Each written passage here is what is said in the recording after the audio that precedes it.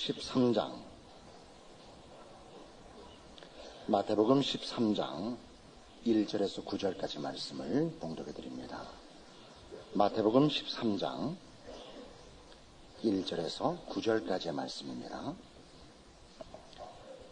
그날에 예수께서 집에서 나가사 바닷가에 앉으시매 큰 무리가 그에게로 모여 들거늘 예수께서 배에 올라가 앉으시고 온 무리는 해변에 섰더니 예수께서 비유로 여러 가지를 저희에게 말씀하여 가라사대 씨를 뿌리는 자가 뿌리러 나가서 뿌리새 더러는 길가에 떨어지매 새들이 와서 먹어버렸고 더러는 흙이 얇은 돌밭에 떨어지매 흙이 깊지 아니하므로 곧 싹이 나오나 해가 돋은 후에 타져서 뿌리가 없으므로 말랐고 더러는 가시떨기 위에 떨어지매 가시가 자라서 기운을 막았고 더러는 좋은 땅에 떨어지매 혹 100배 혹 60배 혹 30배 결실을 하였느니라. 귀 있는 자는 들으라 하시니라. 이 마태복음 13장은 성경에서 비유가 제일 많이 기록된 장입니다. 그리고 그 비유들은 다 천국에 관한 내용들입니다.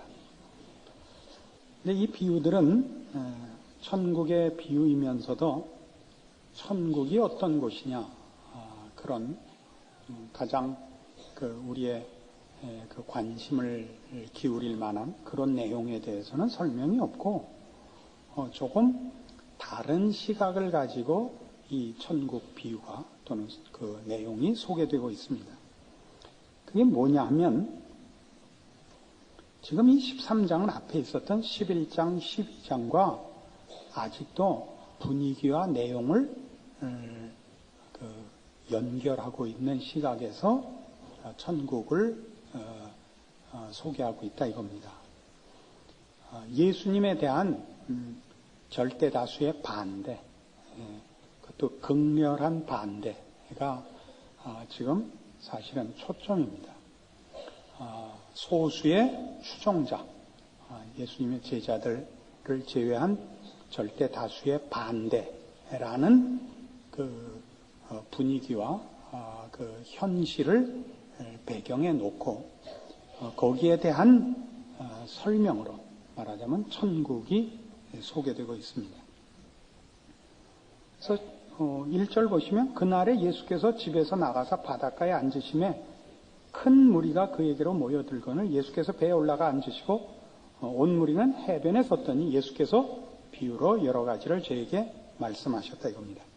큰 무리, 많은 무리를 대상으로 말씀하셨지만 10절 이하에 보시면 제자들이 예수께 나와 가로되 어찌하여 저희에게 비유로 말씀하시나이까 대답하여 가라사대 천국의 비밀을 아는 것이 너희에게는 허락되었으나 저희에게는 아니 되었다 라고 해서 그 절대 다수와 이 소수의 예수를 추종하는 자들 간의 대조를 그 더 큰 목적으로 갖고 계심을 보여주고 있습니다. 뒤에 가시면 34절 이하에도 그렇게 나옵니다. 예수께서 이 모든 것을 무리에게 비유로 말씀하시고 비유가 아니면 아무것도 말씀하시지 아니하셨으니 이는 선지자로 말씀하신 바 내가 입을 열어 비유로 말하고 창세부터 감추인 것들을 드러내리라 함을 이루려 하심이니라. 이에 예수께서 무리를 떠나서 집에 들어가시니 제자들이 나와 가로되 밭의 가라지의 비유를 우리에게 설명하여 주옵소서 이렇게 나옵니다. 그러니까 무리들에게는 절대 다수의 대상들에게는 그 내용을 밝히시지 않고 이 제자들에게만 그 내용을 밝힙니다. 그 앞에 본 바와 같이 11절에 다시 오셔서 천국의 비밀을 아는 것이 너희에게는 허락되었으나 저에게는 아니 되었다. 무릇 있는 자는 받아 넉넉하게 되되 무릇 없는 자는 그 있는 것도 빼앗기리라. 이렇게 비교되고 있습니다. 그래서 이 마태복음 13장에 나오는 천국 비유들을 보시면 그 초점이 천국이 어떤 곳이냐 이런 쪽에 내용이 없고 앞에 예수 그리스도를 반대하는 자와 추종하는 자와 같이 여기도 그 두 구별을 초점으로 놓고 있는 것을 봅니다. 첫 번째 비유, 씨 뿌리는 비유에도 좋은 밭과 나쁜 밭이 그 중요한 대조입니다. 길가 또는 돌짝밭 가시 덤불의 밭과 옥토가 대조를 이루고 있고, 넘어가셔서 그 24절 이하에 천국은 좋은 씨를 제 밭에 뿌린 사람과 같으니 사람들이 잘 때 그 원수가 와서 곡식 가운데 가라지를 덧뿌리고 갔더니 싹이 나고 결실할 때 가라지도 보이거늘 집 주인의 종들이 와서 말하되 주여 밭에 좋은 씨를 심지 아니하셨나이까? 그러면 가라지가 어디서 생겼나이까? 주인이 가로되 원수가 이렇게 하였구나. 종들이 말하되 그러면 우리가 가서 이것을 뽑기를 원하시나이까? 주인이 가로되 가만두어라. 가라지를 뽑다가 곡식까지 뽑을까 염려하노라. 둘 다 추수 때까지 함께 자라게 두어라. 추수 때 내가 추수꾼들에게 말하기를 가라지는 먼저 거두어 불사르게 단으로 묶고 곡식은 모아 내 곡간에 넣으리라 하리라. 알곡과 가라지를 대조하고 있습니다. 47절에는 또 천국은 마치 바다에 치고 각종 물고기를 모으는 그물과 같으니 그물에 가득하며 물가로 끌어내고 앉아서 좋은 것은 그릇에 담고 못된 것은 내어 버리느니라. 좋은 고기와 나쁜 고기를 대조시키고 있습니다. 예수 그리스도를 영접하는 자, 또 예수 그리스도를 외면하고 반대하는 자, 이것이 말하자면 11장에서부터 시작된 계속되는 주제입니다. 이걸 왜 마태복음이 이렇게 집요하게 추적하고 있느냐 하면 여러 번 말씀드린 바와 같이 당시 예수님은 유대인들에게 외면을 당했고 오해를 받았습니다. 예수 그리스도는 메시아로 오셨지만 이스라엘 백성들은 믿지 않았습니다. 그래서 마태가 이 복음서를 쓰면서 초점을 가지는 것은 예수가 누구신가 하는 것이라 그랬습니다.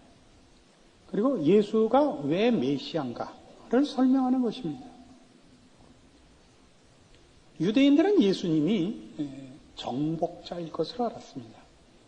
힘을 갖고 오시는 해방자로 기대를 했고 예수님은 저들의 기대와 달리 십자가를 지러 오신 하나님의 어린 양이었습니다. 왜 그렇게 오셔야만 됐는가 하는 것을 지금 쓰고 있는 것이죠. 예수님은 메시아가 맞는데 메시아가 왜 힘으로 오지 않았는가, 권세로 오시지 않았는가, 그 얘기를 쓰고 있죠. 그래서 이 13장 내에 나오는 그 천국의 복음, 천국에 관한 비밀을 보면 그 비유 속에 예수님이 누구신가 하는 설명이 들어 있습니다. 예수님은 심판자십니다. 아까 본 알곡과 가라지의 비유의 끝이 그렇습니다. 둘 다 추수 때까지 함께 자라게 둬라. 추수 때 내가 추수꾼들에게 말하기를 가라지는 먼저 거두어 불사르게 단으로 묶고 곡식은 모아 내 곡간에 넣으리라 하리라. 예수님이 심판자입니다. 47절 이하도 아까 좋은 고기 나쁜 고기도 세상 끝에도 이러하리라. 천사들이 와서 의인 중에서 악인을 갈라내어 풀무불에 던져 넣으리니 거기서 울며 이를 갈미 있으리라. 예수님이 심판자입니다.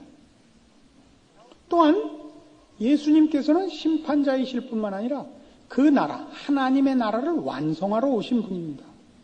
31절 이하에 또 비유를 베풀어 가라사대 천국은 마치 사람이 자기 밭에 갖다 심은 겨자씨 하나 같으니 이는 모든 씨보다 작은 것이로되 자란 후에는 나물보다 커서 나무가 되매 공중의 새들이 와서 그 가지에 깃들이느니라. 또 비유로 말씀하시되 천국은 마치 여자가 가루 서말 속에 갖다 넣어 전부 부풀게 한 누룩과 같으니라. 예수님은 심판자며 이 세상 끝에 악인과 의인을 구별하실 분입니다만은 여기 천국 비유를 통해서 하나 더 우리에게 알게 하는 건 그 전에 하나님의 나라를 완성하러 오신 분이라는 겁니다. 그가 시작을 이렇게 미약하고 조그맣게 감추어서 하지만 이분이야말로 하나님의 나라를 완성하실 분입니다. 그것은 마치 겨자씨 하나 같아서 처음에는 보잘것없고 작아 보이지만 결국 큰 나무가 되어 새가 깃들일 만한 나무가 되는 것 같고 가루 서말 속에 넣은 누룩같이 가루 속에 삼키어진 것 같지만 결국은 그 누룩이 모든 그 가루를 부풀리는 것과 같습니다. 예수님은 하나님의 나라를 완성하러 오신 것입니다.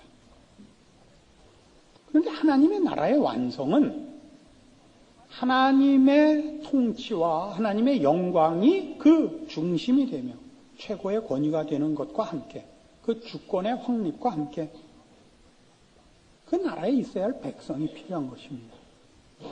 그래서 예수님은 이 나라의 백성을 부르러 오신 분입니다. 그는 초청하러 왔습니다. 47절에 있는 바다에 치고 고기를 잡는 그물같이 예수님은 지금 하나님 나라의 백성들을 부르러 왔습니다. 심판하러 먼저 오시지 않고 부르러 온 것이 먼저요. 심판은 나중입니다. 그래서 예수님은 힘을 갖고 오시지 않고 권세를 갖고 오시지 않고 부르러 오셨습니다. 하나님의 나라도 지금은 그 나라의 백성을 부르러 왔기 때문에 심판과 권세와 위엄은 감추고 초대하며 설득하며 권유하러 와 있는 것입니다. 이스라엘 백성들의 예수 그리스도에 대한 오해와 하나님의 그 나라의 완성에 대한 가장 큰 오해가 무엇이었느냐 하면 하나님 나라의 백성을 부르러 오는 일이 필요하리라고는 예상치 않았던 겁니다. 하나님 나라의 백성은 이미 있는 겁니다. 누구예요? 이스라엘 백성들입니다. 자기네들이 하나님 나라의 백성이고 이제 할 일은 심판이라고 생각을 했습니다. 그의 나라와 그의 백성들을 보호하고 그 나라의 백성들을 회방하고 괴롭힌 자들에 대한 심판과 그 백성들에 대한 보상이 이제 이루어질 것으로 기대해서 메시아가 이 해방자요 심판자로 올 것이라고 기대했지 그가 하나님 나라의 백성들을 부르러 올 것이라고 생각을 안 했습니다. 여기가 바로 오늘 이 마태복음 13장에 나타난 천국 비유 속에서 우리가 알아야 되는 것이요. 마태복음이 예수 그리스도를 반대하는 자들에 대하여 이렇게 집중적으로 조명하는 이유이기도 합니다. 그래서 우리 오늘 본문에 보는 바와 같이 귀 있는 자는 들으라 하는 권면과 또는 경고가 등장을 합니다. 예수를 놓치면 안 됩니다. 그런데 이 문제를 놓고 예수님이 뭐라고 말씀을 하시냐면 자신을 외면하고 또 오해하는 절대 다수들에 대하여 10절에 돌아오셔서 제자들이 예수께 나와 가로되 어찌하여 저희에게 비유로 말씀하시나이까 대답하여 가라사대 천국의 비밀을 아는 것이 너희에게는 허락되었으나 저희에게는 아니 되었나니 무릇 있는 자는 받아 넉넉하게 되되 무릇 없는 자는 그 있는 것도 빼앗기리라. 그러므로 내가 저희에게 비유로 말하기는 저희가 보아도 보지 못하며 들어도 듣지 못하며 깨닫지 못함이니라. 이사야의 예언이 저희에게 이루었으니 일렀을 너희가 듣기는 들어도 깨닫지 못할 것이요 보기는 보아도 알지 못하리라. 이 백성들의 마음이 완악하여져서 그 귀는 듣기에 둔하고 눈은 감았으니 이는 눈으로 보고 귀로 듣고 마음으로 깨달아 돌이켜 내게 고침을 받을까 두려워함이라 하였느니라. 라고 이사야 6장의 말씀을 인용하여 저들이 못 듣는 것이 당연하며 또 한 걸음 더 나가서 저들로 못 알아듣게 해야 된다. 이렇게 말씀하십니다. 이해를 돕기 위해서 이사야 6장에 가보십시다.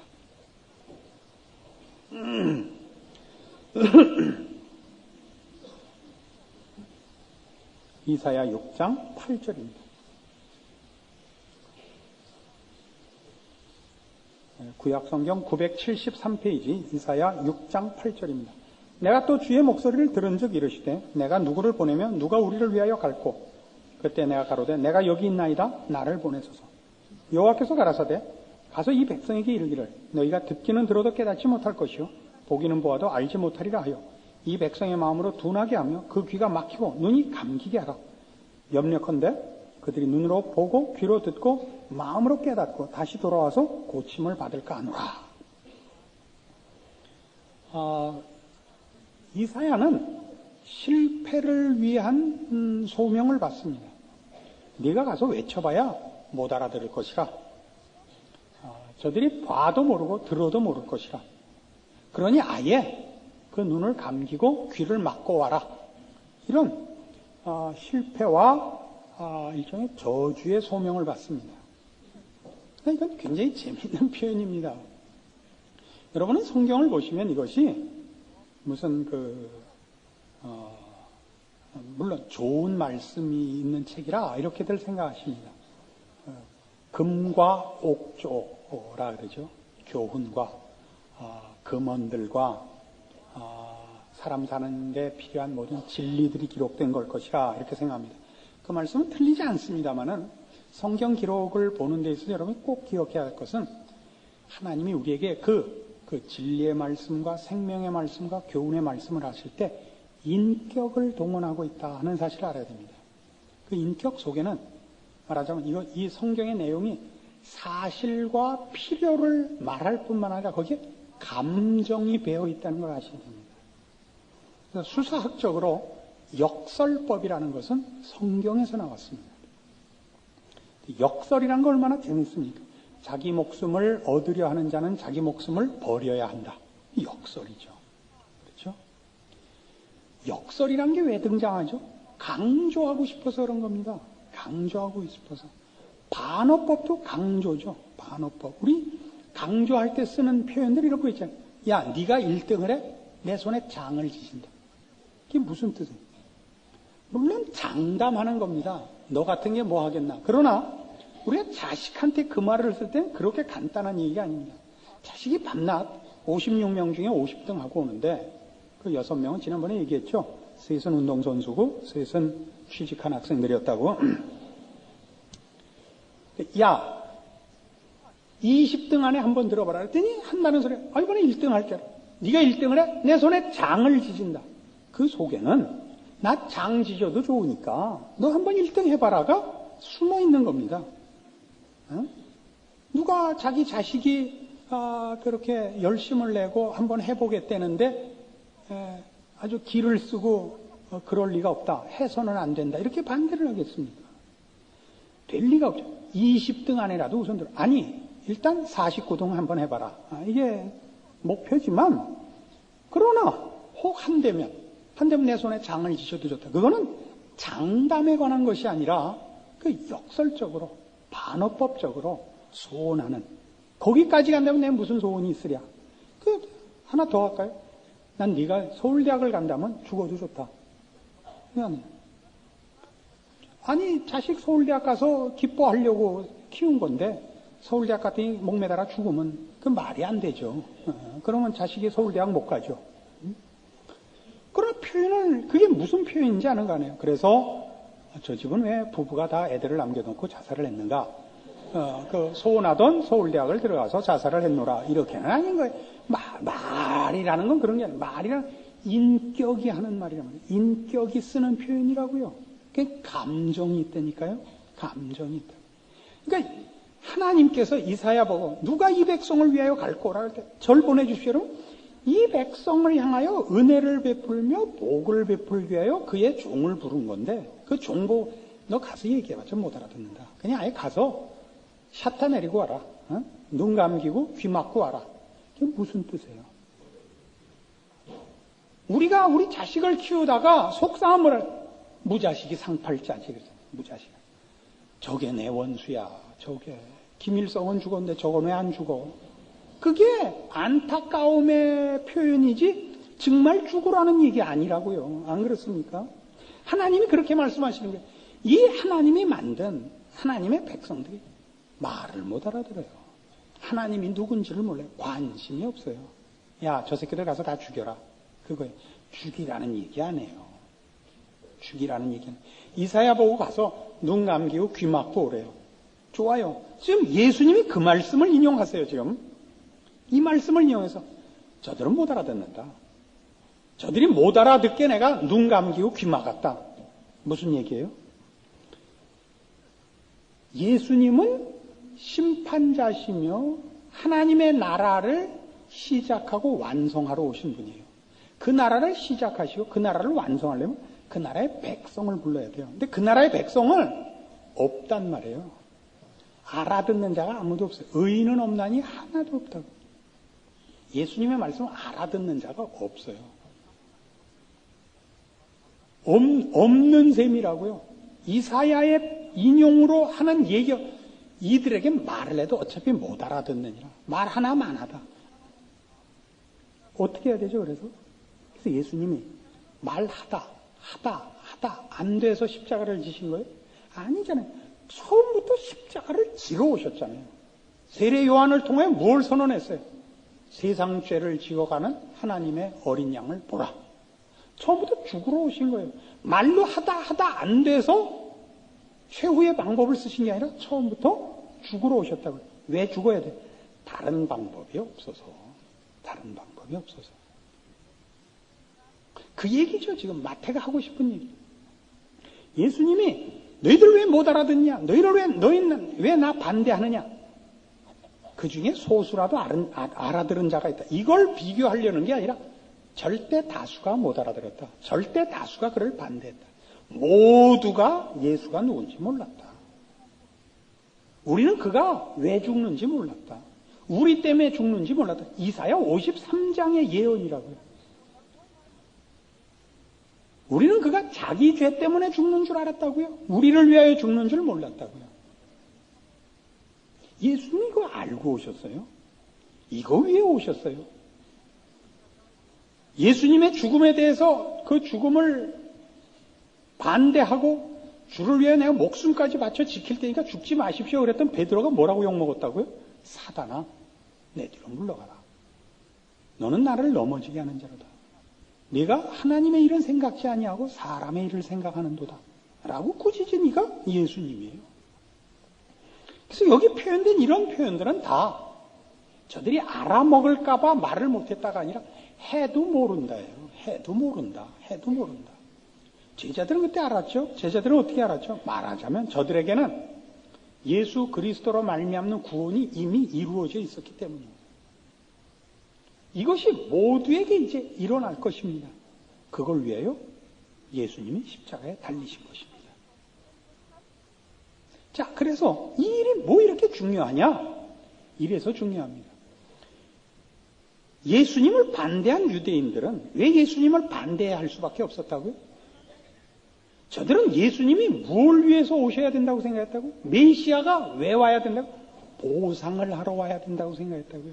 저들을 구원하러 와야 된다고 생각지 않았다니까요. 여러분은 예수를 믿어놓고 무슨 보상을 요구하세요?